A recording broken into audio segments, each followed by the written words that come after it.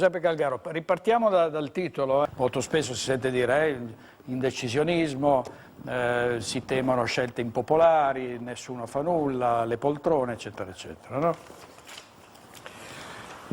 Vabbè, sembra aver sentito fino adesso dei discorsi di rappresentanti di partiti nazionalisti che evocano proprio l'uomo forte. Sì,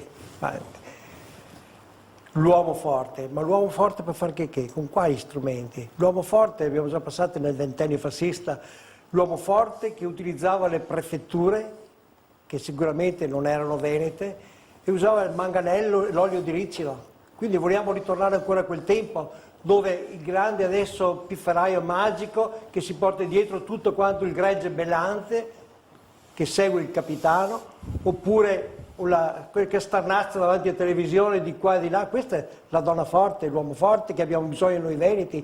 Noi veneti abbiamo bisogno di un autogoverno che si possa governare con le nostre risorse, con le risorse, con il residuo fiscale che abbiamo di 16-17 miliardi all'anno che vanno a Roma e che non tornano più.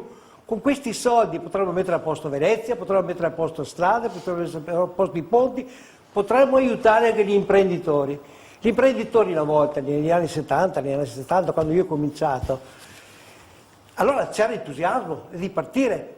E quando che ho chiesto a mia mamma voglio fare una stazione di servizio, ho bisogno di soldi. E mio papà diceva, guarda, io ho 2 milioni, te li do. Se fai i soldi sono tuoi, se fai i peocci sei tu io stesso. Ma però se era voglia di fare impresa, adesso, una volta si diceva anche, se mi va bene buona, se no al massimo andrò sotto un ponte. Ma adesso chi si rischia di andare sotto un ponte? Chi casca tutti quanti?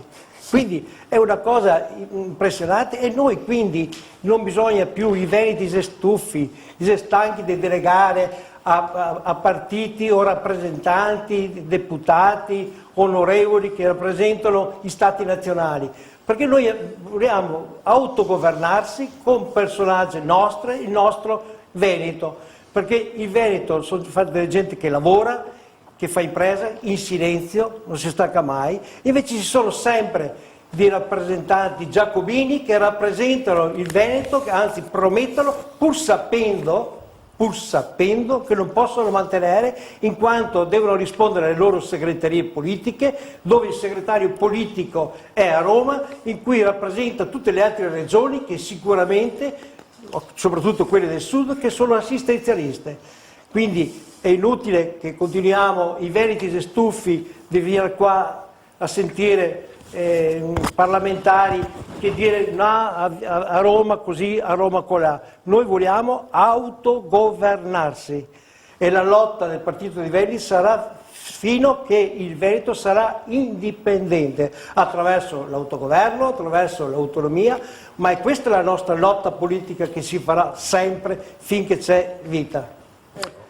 Calgaro, la corrente della politica dove sta portando questo Paese? Diciamo, voi siete molto critici sui partiti nazionali, in Veneto che cosa vi presentate alle regionali, cosa fate? Sicuramente, il partito ormai lo Stato italiano è ridotto alla bancarotta. È un popolo e il popolo italiano ormai è a disperazione, quindi non c'è niente da fare, dobbiamo prendere atto su questo. Volevo rispondere anche all'amico che prima ha parlato dei venetisti, noi siamo veneti, non venetisti.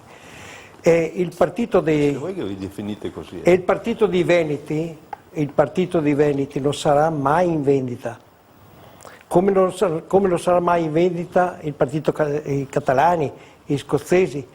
Quindi con orgoglio noi vogliamo l'autogoverno per autogovernarci, non chiedere i voti di un partito venetista che rappresenta anche quel partito lì, poche famiglie, e dopo si allea con i partiti nazionali.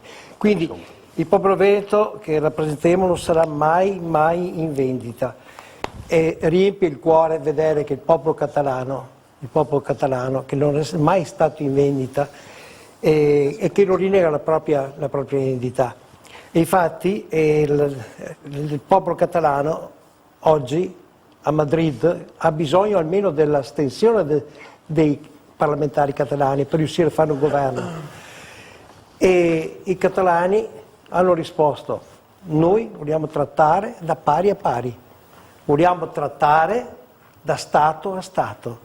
Ed è questo che ci riempie il cuore, sono grandissimi questi catalani. Ma come? Dicono, dopo che ci avete bastonato e incarcerato, ora chiedete l'astensione per fare un governo nazionale. I catalani sicuramente rispondono che non trattiamo, vogliamo trattare soltanto con Stato a Stato, e intanto fanno asse con i galiziani e i baschi, in modo da fare un'unica forza per condizionare il governo madrileno di dare quell'indipendenza che per tanto tempo hanno lottato come popolo. E quindi sarà il compito del partito dei Veneti far risvegliare le coscienze e l'orgoglio di appartenere a un territorio e con l'autogoverno, e magari in futuro fare azioni con altre regioni autonomiste e indipendentiste, in modo di condizionare e fare asse insieme e condizionare lo Stato italiano per trattare l'indipendenza. Allora, l'altra sera c'era Roberto Marcatto, è stato durissimo con gli indipendentisti, ha detto la strada è quella dell'autonomia, andare verso l'indipendenza si rischia di finire come in Catalogna. La Meloni? Ci dà l'autonomia la Meloni.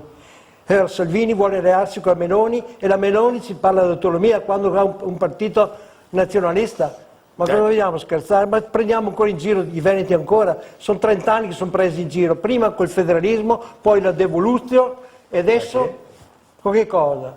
Com'era quella? Con la Meloni?